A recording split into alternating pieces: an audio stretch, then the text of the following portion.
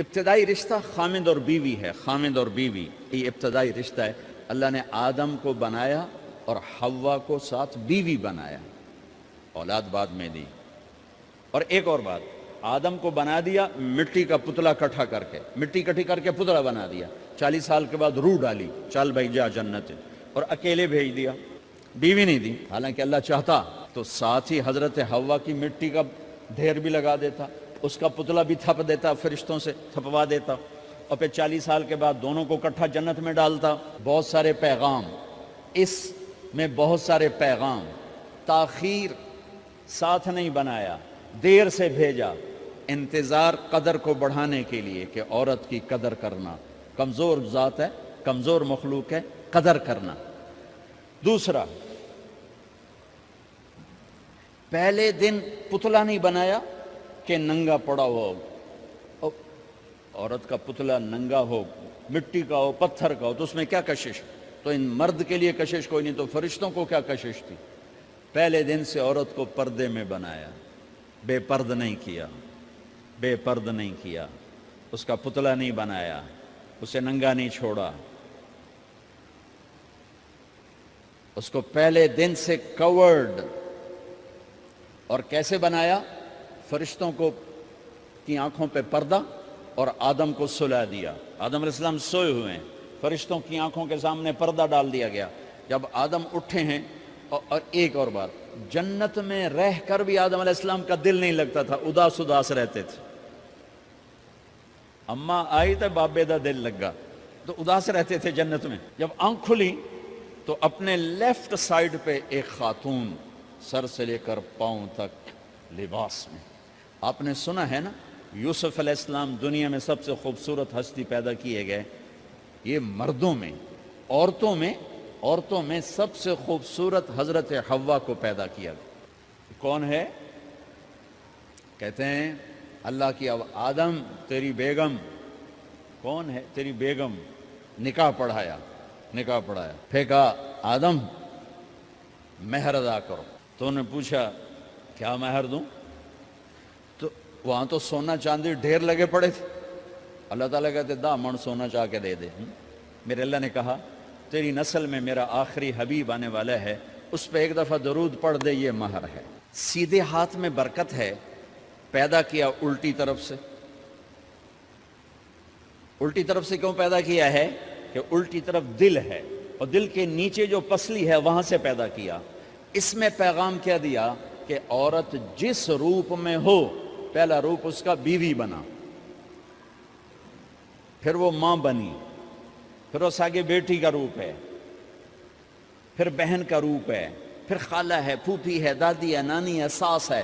جس روپ میں بھی عورت ہے اس کو دل کے قریب جگہ دو. یہ دل کے نیچے سے پیدا کرنے میں یہ پیغام دیا گیا ہے.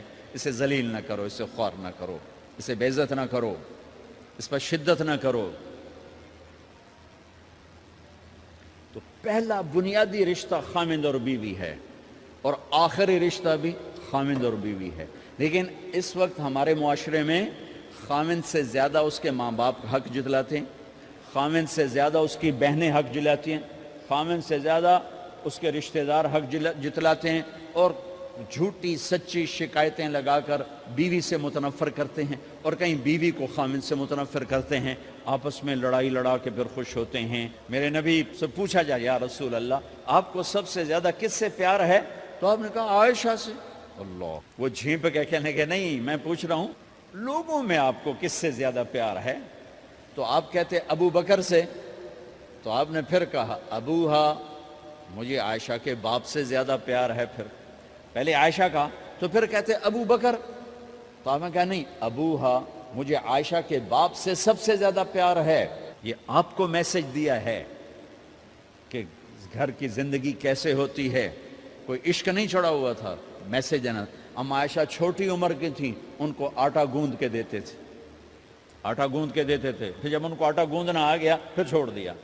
پھر ان کو سامنے بٹھا کر لقمے بنا کے کھلاتے تھے. پھر ام عائشہ رضی اللہ تعالیٰ عنہ کوئی گوشت کا ٹکڑا, وہاں بڑے بڑے گوشت کے ٹکڑے پکائے جاتے تھے, تو کوئی گوشت کا ٹکڑا اٹھایا اور ایسے 2-4 جگہ سے نوچا اور پھر رکھ دیا، سارا کھایا نہیں جاتا تھا، تو اللہ کے نبی اسی کو اٹھاتے اور حضرت عائشہ کو دکھا کر جہاں سے حضرت عائشہ نے نوچا ہوتا تھا وہاں سے یوں کاٹ کے دکھاتے تھے۔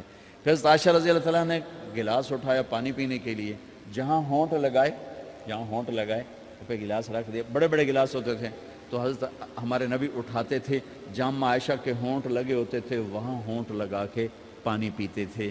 یہ آپ کو سکھانے کے لیے ہے، اپنے گھر والوں کے ساتھ بیٹھ کے کھانا کھاتے۔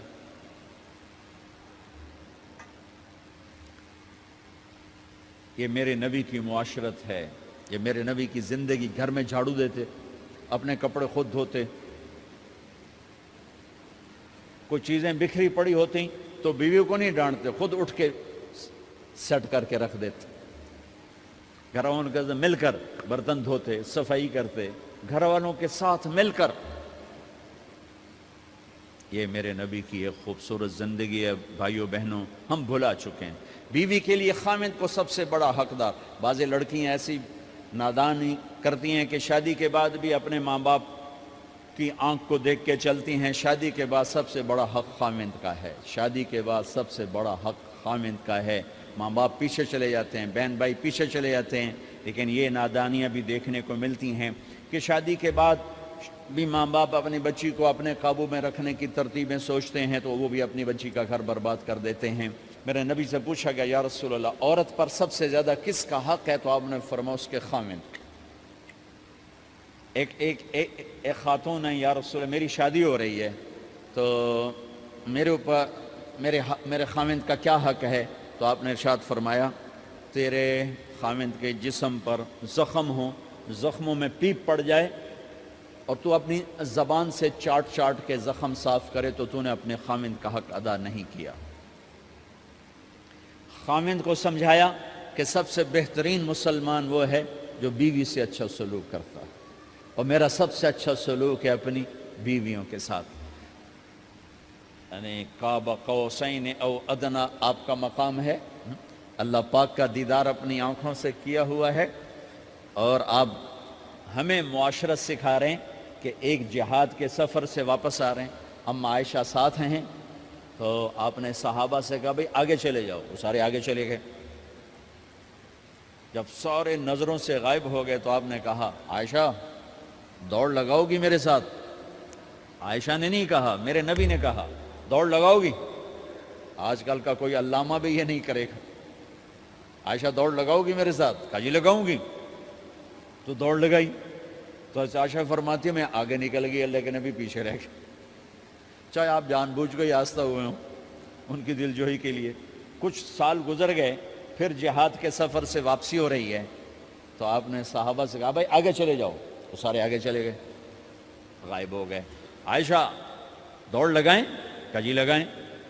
تو فرمایا کہ ان دنوں میں ذرا موٹی ہو گئی تھی، جب دوڑ لگائی تو اللہ کے نبی آگے نکل گئے، تو پھر آپ نے کہا عائشہ ہذہ بتلک، عائشہ اب تیرا میرا حساب برابر ہو گیا، اس دفعہ تو آگے نکل گئی، آج میں آگے نکل گیا۔ یہ میرے نبی کی معاشرت ہے کہ بھری محفل میں کہہ رہے ہیں مجھے عائشہ سے سب سے زیادہ پیار ہے۔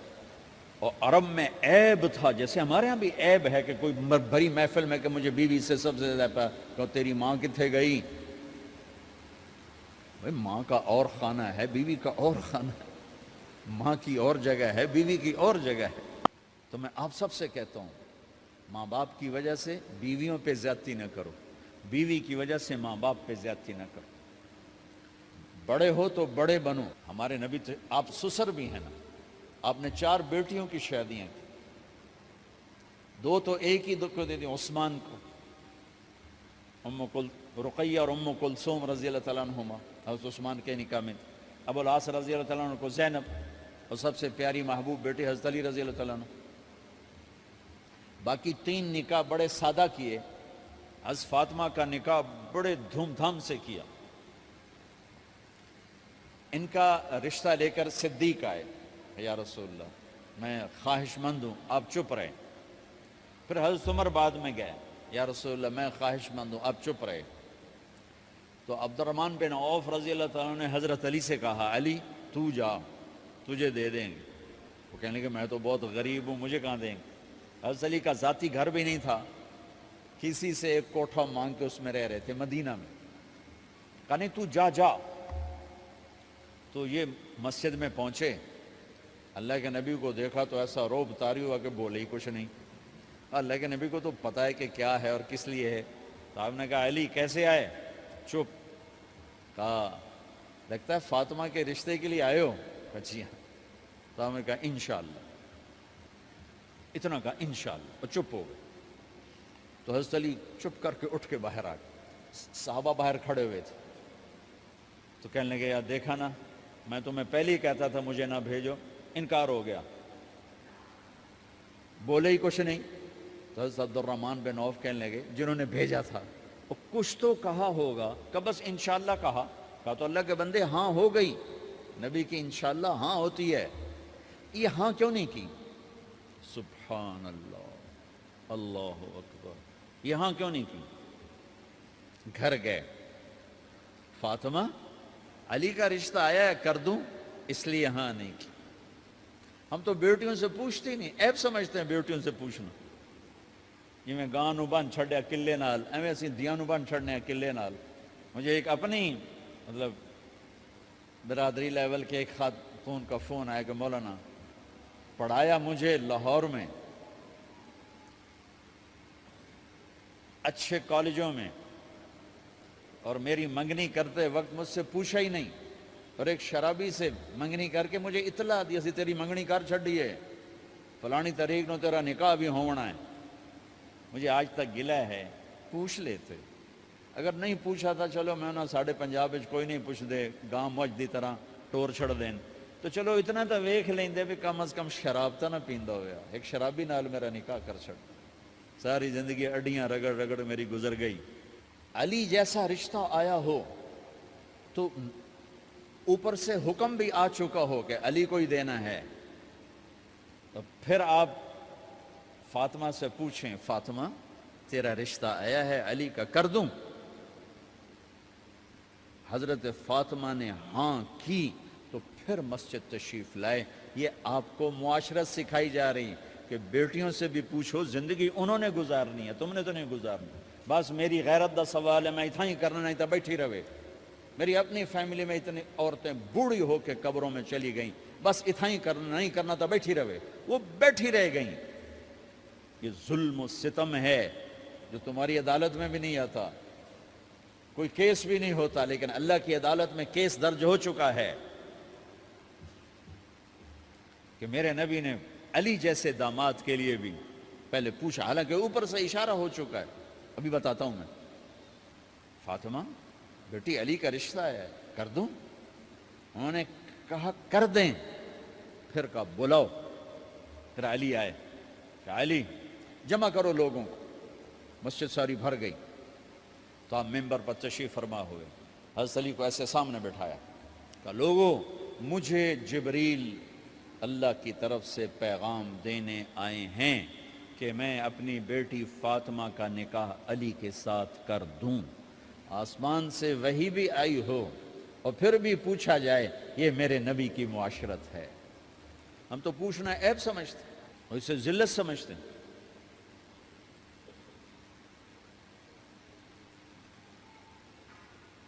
پھر آپ نے اتنا بڑا اہتمام کیا. مسجد نبوی پرانی جو آپ کے زمانے کی تھی, بہت بڑا ہال تھا, اس کا بھرا ہوا تھا. آپ نے سب کو شہد کا شربت پلایا, خود نکاح پڑھایا, نکاح کا خطبہ پڑھ کیا. پھر کہا علی میں نے فاطمہ بنت محمد کو 400 درم مہر کے عوض تمہارے نکاح میں دیا, تو نے قبول کیا؟ انہوں نے کہا جی میں نے قبول کیا, اور سجدے میں چلے گئے اور زور سے دعا مانگی, رب اوزعنی ان اشکر نعمتک التی انعمت علی وعلی والدی وان اعمل صالحا ترضاہ واصلح لی فی ذریتی انی تبت الیک واننی من المسلمین. میرے نبی نے کہا آمین, زور سے کہا آمین. نکاح ہو گیا. رخصتی ہوئی 6 مہینے بعد, 1 مہینے بعد, 1 سال بعد. 3 روایات ہیں, فوراً 4 روایات, لیکن زیادہ صحیح ہے دیر کے بعد, فوراً نہیں ہوئی, کچھ عرصے کے بعد رخصتی ہوئی. حضرت عقیل آپ کے بھائی وہ کہنے لگے علی اب رخصتی ہو جانی چاہیے. تو یہ دونوں مل کر آئے سلمان فارسی کے پاس کہ سلمان بھائی ہماری رخصتی کروا دو. سلمان فارسی کا بڑا احترام تھا. انہوں نے جا کر بات کی ام سلمہ رضی اللہ تعالیٰ عنہ سے. ام سلمہ نے بات کی اللہ کے نبی سے کہا ہاں ہاں آ جائے لے جائے آ جائے لے جائے. تو علی رضی اللہ تعالیٰ عنہ اپنی اونٹنی لے کر آئے. تو حضرت علی کا گھر وہ کرائے پر گھر تھا ایک کونے پر. تو وہاں اسما بنت امیس اور ام ایمن گئیں اور اس کے فرش کو لیول کیا. فرش میں سرخ مٹی ڈال کے اس کو لیول کیا اور دیواروں کی پوچا پاچی کی اور وہاں کھوٹیاں لگائیں کپڑے ٹانگنے کے لیے. آپ نے حضرت عائشہ اور حضرت ام حبیبہ حضرت ام سلمہ سے فرمایا تمہیں پتہ ہے نا مجھے فاطمہ سے کتنا پیار ہے, اسے دلہن بناؤ. دلہن بنانا بھی سنت ہے. دلہن بناؤ, اسے دلہن بناؤ. تو آپ کو دلہن بنایا گیا. پھر علی رضی اللہ تعالیٰ عنہ تشریف لائے سلمان فارسی اور عقیل کے ساتھ. اونٹنی کو دروازے پر بٹھایا تو آپ نے علی کا ہاتھ پکڑا, اندر تشریف لے گئے اور فاطمہ کا ہاتھ پکڑ کے علی کے ہاتھ میں دیا اور کہا بیٹی مجھے اپنے خاندان میں جو سب سے زیادہ محبوب تھا میں نے تیرا ہاتھ اس کے ہاتھ میں دیا ہے. پھر کہا علی تجھے نبی کی بیٹی مبارک, نبی کی بیٹی مبارک. پھر آپ نے اسے پیالے میں پانی منگوایا اور اس میں آخری 2 سورتیں پڑھ کے دم بھی کیا, تھوک بھی ڈالا. پھر اس میں سے انگلیاں ڈال کے ان کے سینے پر چھڑکا کہ دونوں پی لو. دونوں کو پلایا. پھر باہر تک چھوڑنے آئے. حضرت علی نے آپ کو اونٹنی پہ بٹھایا. آپ نے 2 عورتوں کو ساتھ بھیجا, ام ایمن اور اسما بنت عمیس. یہ چھوٹی سی بارات جا کر علی کے گھر اتری اور آپ نے حضرت علی سے فرمایا کہ میں عشاء پڑھ کے آؤں گا, میرا انتظار کرنا ہے. تو عشاء کی نماز کے بعد آپ تشریف لے گئے. آپ نے دوبارہ پیالے میں پانی منگوایا اور اس پر آخری 2 سورتیں پڑھ کے دم کیا. پھر ان کے سینے پر چھڑکا, یہاں بازوؤں پر چھڑکا اور کمر پر چھڑکا اور دعا دی اللہم اسجدہما وجمع شملہما وبارک علیہما واخرج منہما ذریۃ صالحہ. یہ دعا دی آپ نے اس وقت کہ میرے مالک ان کے جمع ہونے میں برکت عطا فرما اور ان کو سعادتیں عطا فرما اور ان کو نیک اولاد عطا فرما. یوں میرے نبی نے اپنی بیٹی کو رخصت فرمایا. اگلے دن آپ نے حضرت علی کو بلا کے فرمایا علی ولیمہ بھی کرنا ہے. کہنے لگے یا رسول اللہ میرے پاس تو کچھ نہیں. تو آپ نے کہا تو سعد بن ابی وقاص کہنے لگے یا رسول اللہ میرے پاس ایک چھترا کھڑا ہے, چھترا لاؤ. ذبح کیا گیا. آپ نے اس میں چھوارے ڈلوائے, قورمہ بنوایا, قورمہ.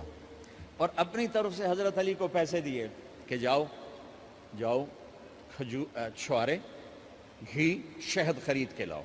تو علی رضی اللہ تعالیٰ نے 5 درم کے چھوارے خریدے اور 3 درم کا شہد خریدا اور 1 درم کا گھی خریدا. 9 درم تھے ٹوٹل.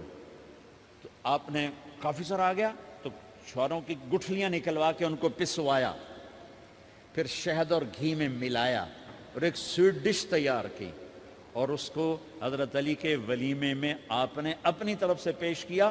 تو اس دن تازہ روٹی جو کی پکائی گئی اور دیگ پر میرے نبی خود بیٹھے کھانا کھلانے, تقسیم کرنے خود بیٹھے. اب ایک چھترا ہے, 13-14 کلو گوشت ہے, 15 کلو, تو 50 آدمی کھا لیں گے. آپ نے کہا سارے مدینے کو دعوت ہے. سارے مدینے والے جتنے بھی آئے اور میرے نبی خود دیگ سے نکال نکال کے کھلاتے رہے. سارا مدینہ ولیمہ فاطمہ کا کھا گیا اور دیگ بھری پڑی تھی. تو ولیمے میں تکلف جائز ہے, سادگی بھی جائز ہے. سادگی بھی سنت ہے, تکلف بھی سنت ہے. ہاں جو ہماری خرافات ہیں, فضولیات ہیں, یہ تباہ کن ہیں, ان سے بچنا بڑا ضروری ہے. اور بھائیو کسی کی شادی ہو, اس بچے کی ہو رہی ہے, یہ افسر ہے, ایک ریڑھی والے کی ہو, کسی بھی گھر کی آبادی کا ایک ہی سبب ہے, وہ میٹھا بول ہے, وہ اچھا سلوک ہے. جس کی بیٹی کو لے جا رہے ہو اسے عزت دینا, اور یہ جو جا رہی ہے یہ ان کو اپنا ماں باپ سمجھے, اپنے خامن کے ماں باپ کو اپنے ماں باپ سمجھے. جاتے ہی لکیریں لگانا نہ شروع کر دے, میں انہوں وکھرا کرتے انہوں ایدے کرتے انہوں ایدے کر. وہ اپنے گھر کا ایک فرد بن کے زندگی گزاریں. جو لے کے جا رہے ہیں ان کے ذمہ ہے کہ اس کو بیٹی بنا کے لے جائیں. سسرال جو ہوتے ہیں وہ ہمیشہ عیب دیکھتے ہیں, خوبیاں انہیں نظر ہی نہیں آتی. تو کھٹپٹ تو ہوتی رہتی ہے, کوئی ایسی بڑی بات نہیں. کھٹپٹ کو صلح میں بدلو, مزید لڑائی جھگڑا نہ بڑھاؤ. میرے نبی حضرت فاطمہ کے گھر آئے, دیکھا تو آپ اداس بیٹھی. آپ نے کہا فاطمہ بیٹی کیا ہوا؟ کہ میرا اور علی کا جھگڑا ہو گیا. اچھا. خود گئے بیٹی کے باپ ہو کر, دیکھا تو حضرت علی مسجد میں سوئے ہوئے تھے. آپ نے ان کو اٹھایا, کہا یا ابا تراب قم, آپ کو یہ ٹائٹل یہاں ملا, اے ابو تراب. فرمایا کرتے تھے کل کائنات ملتی تو اتنی خوشی نہ ہوتی جتنا اس ٹائٹل کی خوشی ہے. ابو تراب کہنے کا کیا مطلب تھا؟ کہ اظہار محبت کے لیے ایسے ٹائٹل دیے جاتے تھے. تو ابو تراب کہہ کر یہ میسج دیا کہ میاں بیوی کی لڑائی ہوتی رہتی ہے, میں تجھ سے ویسے ہی محبت کرتا ہوں جیسے پہلے کرتا تھا. یہ میسج دیا اس نے. اب حضرت علی کو لائے اٹھا کر اور گھر میں تشریف لائے. نہ علی کی سنی نہ فاطمہ کی سنی. ہاں بھئی علی کی مسئلہ ہے, ہاں بھئی فاطمہ کیا مسئلہ ہے. یہ مسئلے سن سن کے بھی زیادہ لڑائی ہو جاتی. صلح کراون والے بھی آپ ہو 2-4 لتر مار کے آ جاندے. تو میرے نبی نے کیا کیا, سبحان اللہ, زمین پر لیٹ گئے. ادھر علی کو لٹایا, ادھر فاطمہ کو لٹایا. علی کا ہاتھ اپنی ناف پہ رکھا, فاطمہ کا ہاتھ ان کے ہاتھ پہ رکھا, اور بیٹی کے ہاتھ پر اپنا ہاتھ رکھا. پھر فرمایا کہو ہماری صلح ہو گئی. علی کہو, فاطمہ کہو. دونوں نے کہا ہماری صلح ہو گئی. آپ اٹھے, خوش خوش باہر آئے, چہرہ ایسے گلاب کے پھول کی طرح. صحابہ نے عرض کی یا رسول اللہ آج آپ بڑے خوش نظر آ رہے ہیں. فرمایا علی و فاطمہ کی صلح کرا کے آ رہا ہو. تو کھٹ بٹ ہو جانا تو کوئی بڑی بات نہیں ہے, مطلب یہ وہ گھر ہے, میں اس گھر کی کیا تعریف کر سکتا ہوں. تو میں آگے کا ایک قول سنا دیتا ہوں ابن عباس کا, کہ جنت میں نور کی چمک اٹھے گی. سارے جنت ہی کہیں گے یہ نور کیسا نور ہے بھائی جو ساری جنت کے نور پر چھا گیا. تو فرشتے بتائیں گے کہ او جنت الفردوس میں علی و فاطمہ بیٹھے ہیں, کسی بات پہ ہنسے ہیں, ان کے دانتوں سے جو نور نکلا ہے اس نے جنت کو روشن کر دیا. لیکن کھٹ پٹ یہاں بھی ہو گئی. ان سے بڑا گھر میرے نبی کا ہے, وہاں بھی کھٹ پٹ. ایک دفعہ آپ نے حضرت عائشہ سے کہا مجھے پتہ لگ جاتا ہے جب تو مجھ پہ ناراض ہوتی ہے, مجھے پتہ چل جاتا ہے. انہوں نے عرض کی یا رسول اللہ آپ کو کیسے پتہ چلتا ہے؟ کہ جب تو مجھ پہ ناراض ہوتی ہے نا تو قسم اٹھاتے ہوئے کہتی ہے ابراہیم کے رب کی قسم, اور جب مجھ پہ راضی ہوتی ہے تو پھر تو قسم اٹھاتے ہوئے کہتی ہے محمد کے رب کی قسم. کہ ایسے مجھے پتہ چل جاتا ہے جب تو کہتے ہیں نا ابراہیم کے رب کی قسم, تو مجھے پتہ چل جاتا ہے کوئی کھٹ بٹ ہو گئی ہے. تو نبی کے گھر میں بھی ہو جاتی ہے. یہ مسئلہ تو ختم ہوگا جنت میں.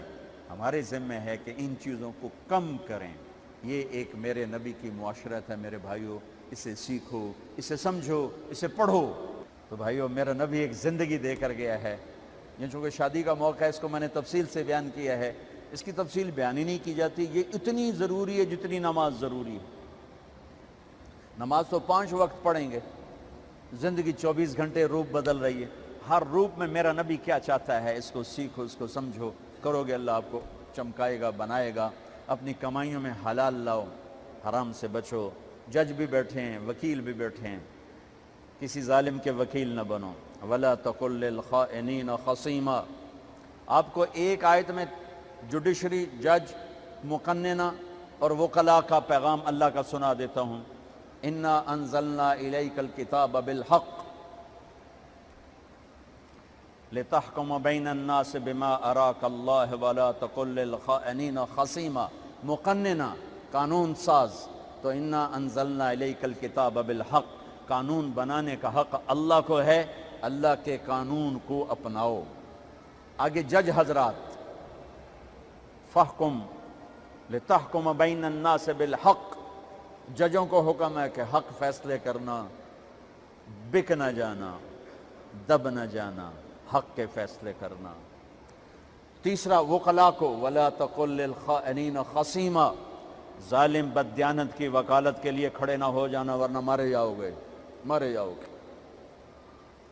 وَلَا تَقُلْ لِلْخَائِنِينَ خَصِيمًا, ان کے لیے دلائل قائم نہ کرنا ورنہ ہلاک و برباد ہو جاؤ گے. تو بھائیو یہ نکاح کو ذرا میں نے تفصیل سے بیان کی ہے کہ یہ زندگی ہے جس کو سیکھنا ہے. حلال کماؤ، بچوں کو حلال دو، بیوی کو حلال دو. اللہ کی قسم حرام سے کبھی بہار نہیں آتی اور حلال پہ کبھی خزاں نہیں. حلال کھانا، حلال کھلانا تو تم شاد و آباد رہو گے.